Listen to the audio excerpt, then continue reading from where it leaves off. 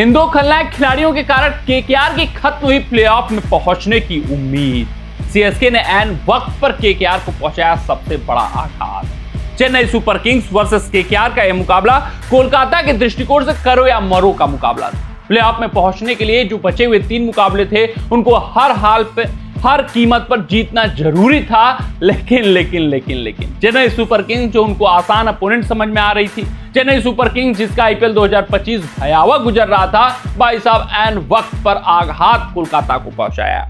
इसमें Chennai super Kings का बहुत बड़ा रोल नहीं है। हाँ, पता है कि ब्रेविस ने एक ओवर में 30 रन कूद डाले, बेहतर पारी शिवम दुबे ने खेली, महेंद्र सिंह धोनी ने फिनिशिंग टचेस दिए, लेकिन भाई साहब कोलकाता के 2 खलनायक खिलाड़ी रहे इस मुकाबले में, जिन्होंने खुद केकेआर की नया डुबाई है।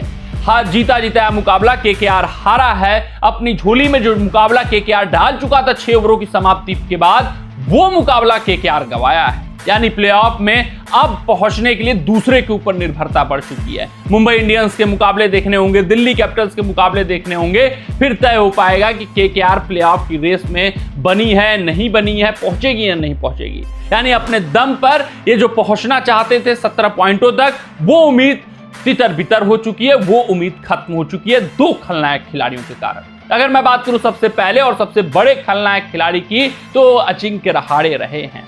इस संस्करण में बहुत भयावह फैसले अजिंक्य रहाणे ने लिए हैं। पहले तो अंक्रिस रघुवंशी को कहां खिलाया जाए, कहां नहीं खिलाया जाए, ये उनको समझ में नहीं आया। फिर उसके बाद रिंकू सिंह को ऊपर भेजा जाए, रसेल को कब नीचे भेजा जाए, रसेल को कब ऊपर भेजा जाए, रिंकू सिंह को कब नीचे भेजा जाए, ये उनकी समझ में नहीं आया। कई मुकाबले तो ऐसे केकेआर गवाई है जहां पर रघुवंशी को आना चाहिए वहां रसेल आए हैं, जहां पर रिंकू को आना चाहिए वहां रघुवंशी आए हैं, जहां पर रसेल को आना चाहिए वहां अंक्रिस रघुवंशी आए हैं। तो इस तरीके से जो फैसले केकेआर के कप्तान अजिंक्य रहाणे ने लिए हैं, वो बहुत केकेआर को घातक पहुंचाते हुए दिखे हैं। आज के मुकाबले की बात करूं तो जब आंद्रे रसेल को बैक करना चाहिए था, छोड़ो आंद्रे रसेल दूर की बात है, जब 6 विकेट विपक्षी टीम के गिर गए हैं, तो फिर आप ओवर बचाने के लिए क्यों जाते हो अपने मेन प्रमुख गेंदबाज की मैं बात करूं। वहां पर रिक्वायर्ड रन रेट शूटअप कर रहा था, जरूरत थी वरुण चक्रवर्ती की एक और ओवर की, जरूरत थी सुनील नरेन की एक और ओवर की, डेवाल्ड ब्रेविस या शिवम दुबे, कोई भी एक खिलाड़ी अगर वहां से विकेट फेंकता, फिर चेन्नई सुपर किंग्स वापसी नहीं कर पाती। फिर चेन्नई सुपर किंग्स वहां पर मुकाबला जीतने का सोचित नहीं सकती थी, क्योंकि फिर धोनी आ जाते, वरुण चक्रवर्ती और सुनील नरेन के सामने धोनी धराशायी होने तय थे।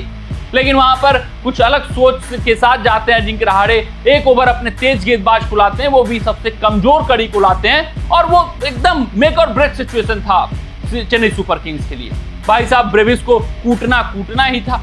वैभव अरोड़ा वीक लिंक उनको समझ में आ रहे थे, उनके ऊपर हावी होना था डेवाल्ड ब्रेविस को, और वो पूरी तरीके से उस ओवर में विस्फोट कर जाते हैं, 30 रन कूट डालते हैं, और भाई साहब केकेआर की जो बना बनाया मुकाबला था, जो आस थी, उस आस पर बड़ा ताबड़तोड़ वार करके दिखाते हैं। तो अजिंक्य रहाणे ये सबसे बड़े कल्प्रिट आज के मुकाबले में रहे, जहां पर उनका फैसला सवालों के कटघरे में खड़ा होता हुआ दिखाई दिया। वहीं दूसरे खिलाड़ी की बात करूं तो मैं वैभव अरोड़ा रहे। वैभव अरोड़ा 30 रन एक ओवर में खर्च करते हैं। सबसे बड़ी बात यार कि जब आप एक गेंद देख लेते हो कि आपकी यार्कर नहीं कारगर साबित हो रही है, आपकी यार्कर उस ओवर में सही ठिकाने पर नहीं गिर रही है, डेवाल्ड ब्रेविस उसको आसानी से चौके या छक्के मार दे रहे हैं, तो फिर आप लेंथ डिलीवरीज पर आइए ना, लेंथ डिलीवरीज फेंकिए, पिच से मदद लेने का प्रयास करिए, अगर रिवर्स हो पा रही है गेंद तो रिवर्स कराने का प्रयास करिए।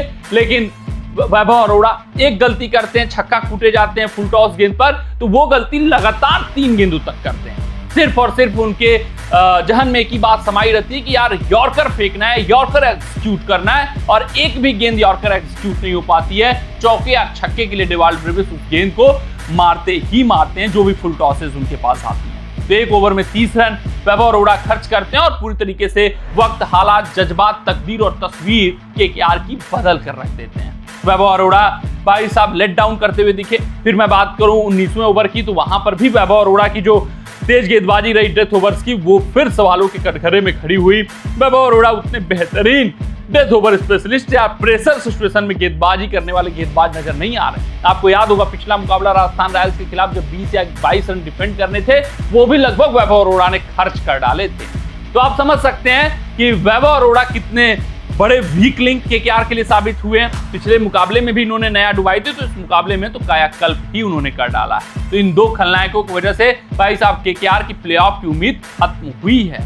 वहीं अगर हम बात करें चेन्नई सुपर किंग्स की, तो ये तीसरी जीत आई है।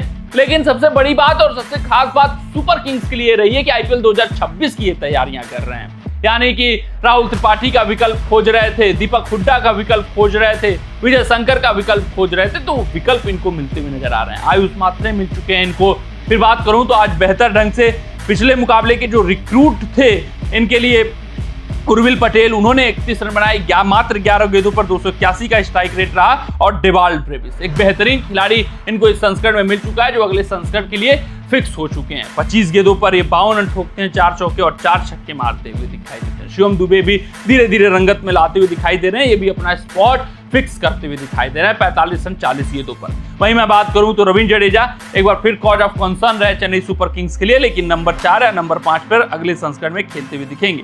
183 रन सुपर किंग्स बनाती है 8 विकेटों के नुकसान पर 19.4 गेंदों पर। 2 गेंद पहले ये मुकाबला वो अपने नाम करते हैं, महेंद्र सिंह धोनी का बेहतरीन छक्का आता है। चक्रवर्ती अकेले दम पर लड़ाई लड़ते हैं, 4 ओवरों में 18 पर 2, नरेन 4 ओवरों में 28 पर एक भी विकेट नहीं लेते हुए दिखाई देते हैं। केकेआर की प्लेऑफ की उम्मीदें लगभग खत्म सी हो चुकी हैं। अब सिर्फ और सिर्फ दूसरे के मुकाबलों पर निर्भरता रहेगी और फिर अपने नेट रन रेट को इंप्रूव करने की भी कोशिश रहेगी, क्योंकि मुंबई इंडियंस 14 पॉइंटों पर है। उनको प्रे करना होगा कि मुंबई पहले 14 तक रुके। मुंबई एक भी मुकाबला जीतती है तो फिर खत्म है उम्मीद, क्योंकि पंजाब पहले से 15 पॉइंटों पर है, मुंबई फिर 16 पर पहुंच जाएगी, तो चीजें खत्म हो जाएंगी केकेआर के लिए। तो इनकी पूरी की पूरी निर्भरता मुंबई के मुकाबलों पर है। मुंबई 2 के दोनों हारे, डीसी 15 तक रुक जाए, फिर पीबीकेएस 15 पर अगर रुकती है तो पीबीकेएस, डीसी और केकेआर 15 तक अगर पहुंचती है तो नेट रन रेट पर मसला आएगा। देखना दिलचस्प रहेगा क्या कुछ सिनारियो बनता है, लेकिन हाल फिलहाल तो केकेआर की प्लेऑफ की उम्मीदों को जबरदस्त झटका पहुंचा है। कमेंट सेक्शन में कमेंट करके अपना राय हमें जरूर साझा करिएगा। मिलते हैं आपसे अगले रिपोर्ट में, तब तक अपना ध्यान दें, सुरक्षित रहें, स्वस्थ रहें, मस्त रहें। जय हिंद, जय भारत।